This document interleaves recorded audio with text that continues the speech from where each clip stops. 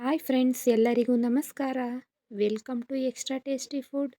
ಇವತ್ತು ರುಚಿಕರವಾದ ಮೊಸರನ್ನ ಯಾವ ಥರ ಮಾಡೋದು ಅಂತ ಹೇಳ್ಕೊಡ್ತೀನಿ. ತುಂಬ ರುಚಿಕರವಾಗಿರುತ್ತೆ. ಮೊಸರನ್ನ ಇಲ್ಲದೆ ಹೋದರೆ ಊಟ ತೃಪ್ತಿಯಾಗಲ್ಲ. ಬನ್ನಿ ಹೇಗೆ ಮಾಡೋದು ಅಂತ ನೋಡ್ಕೊಳ್ಳೋಣ. ಒಂದು ಬೌಲ್ಗೆ ಮೊದಲೇ ರೆಡಿ ಮಾಡ್ಕೊಂಡಿದ್ದಷ್ಟು ಅನ್ನ ಹಾಕೋತಾ ಇದ್ದೀನಿ.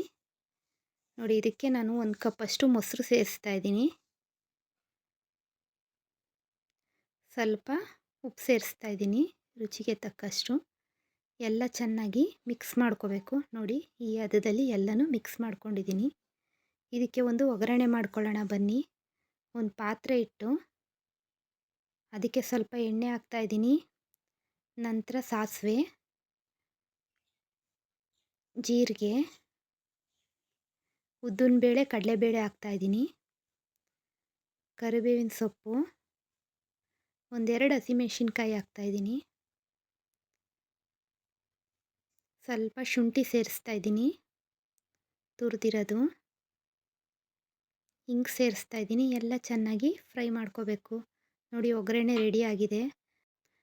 ಮೊದಲೇ ಕಲಸಿಟ್ಟಿದ್ದ ಮೊಸರನ್ನಕ್ಕೆ ಅದು ಒಗ್ಗರಣೆನ ಸೇರಿಸ್ತಾ ಇದ್ದೀನಿ. ಕೊತ್ತಂಬರಿ ಸೊಪ್ಪನ್ನು ಹಾಕ್ತಾ ಇದ್ದೀನಿ. ನಂತರ ಸ್ವಲ್ಪ ದಾಳಿಂಬೆನೂ ಹಾಕ್ತಾ ಇದ್ದೀನಿ. ಎಲ್ಲ ಸೇರಿಸಿ ಚೆನ್ನಾಗಿ ಮಿಕ್ಸ್ ಮಾಡ್ಕೋಬೇಕು. ತುಂಬ ರುಚಿಯಾಗಿ ಟೇಸ್ಟಿಯಾಗಿರುತ್ತೆ. ನಮ್ಮ ಈ ರೆಸಿಪಿ ನಿಮಗೆ ಇಷ್ಟ ಆದರೆ ಶೇರ್ ಮಾಡಿ, ಲೈಕ್ ಮಾಡಿ, ಕಮೆಂಟ್ ಮಾಡಿ. ಇನ್ನೂ ನಮ್ಮ ಚಾನಲ್ಗೆ ಸಬ್ಸ್ಕ್ರೈಬ್ ಆಗಿಲ್ಲ ಅಂದರೆ ಸಬ್ಸ್ಕ್ರೈಬ್ ಆಗಿ. Thank you for watching.